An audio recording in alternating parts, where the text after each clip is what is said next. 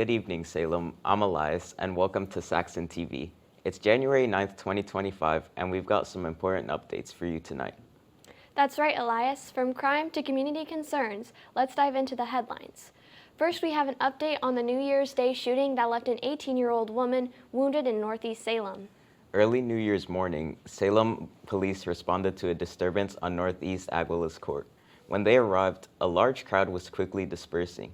It wasn't until later that the 18-year-old woman arrived at the hospital with a gunshot wound.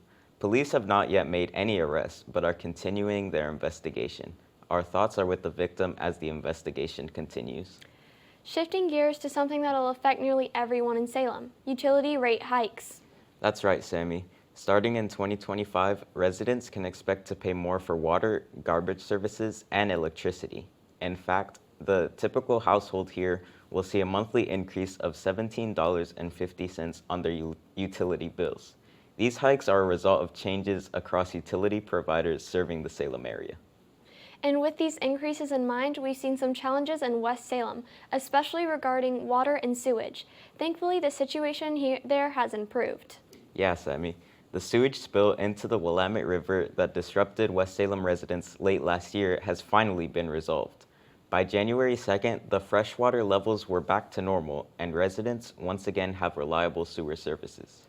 That's a relief. Now let's turn to something a bit more hopeful. The Oregon Department of Forestry has reached an important milestone in its reforesting the Santiam Forest.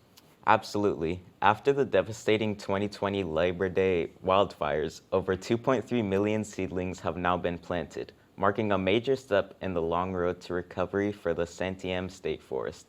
This is part of a 5-year effort to restore what was lost in the fire. It's good to see positive progress, especially after such a challenging time for our environment. It's time to take a break for weather. Here's River. Hello, Saxons.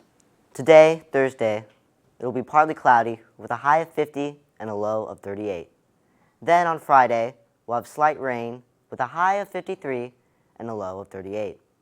But it will lighten up a bit on Saturday with heavy clouds with a high of 49 and a low of 38. But the following Sunday and Monday, we'll have partly clouds with a high of 47 and a low of 33 and a high of 44 and a low of 35. That's this week in weather. Back to news. Thanks, River. A Burgerville in Salem? That's exciting. This new location will be opening in spring 2025 at the former site of a Sonic on Lancaster Drive. The renovations are underway, and the transformation will bring the iconic Burgerville experience right to our doorsteps. Looks like we'll be enjoying those famous fries and milkshakes without leaving town. I can't wait. Let's also update our viewers on some serious news. On January 3rd, a body was discovered on Southeast Lancaster Drive, and while details are still limited, police are waiting for the results of an autopsy to determine the cause of death. Our thoughts are with the family, and we hope for answers soon.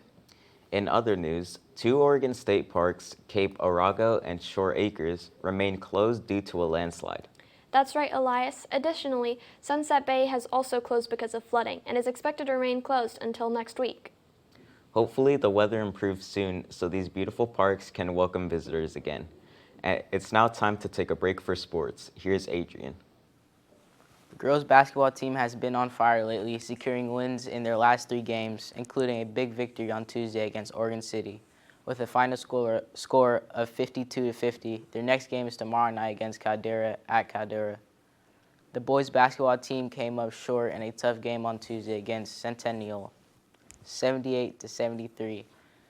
They've now dropped 4 in a row and are looking to bounce back tomorrow night against Caldera.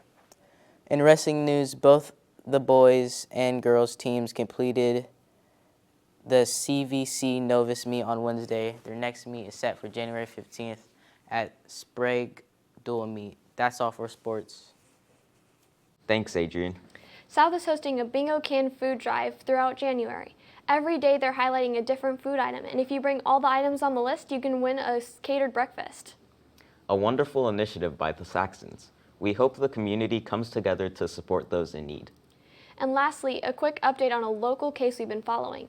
DEA agent Samuel Landis, who is facing charges of vehicular homicide after a cyclist was killed in Salem last year, has had those charges dropped.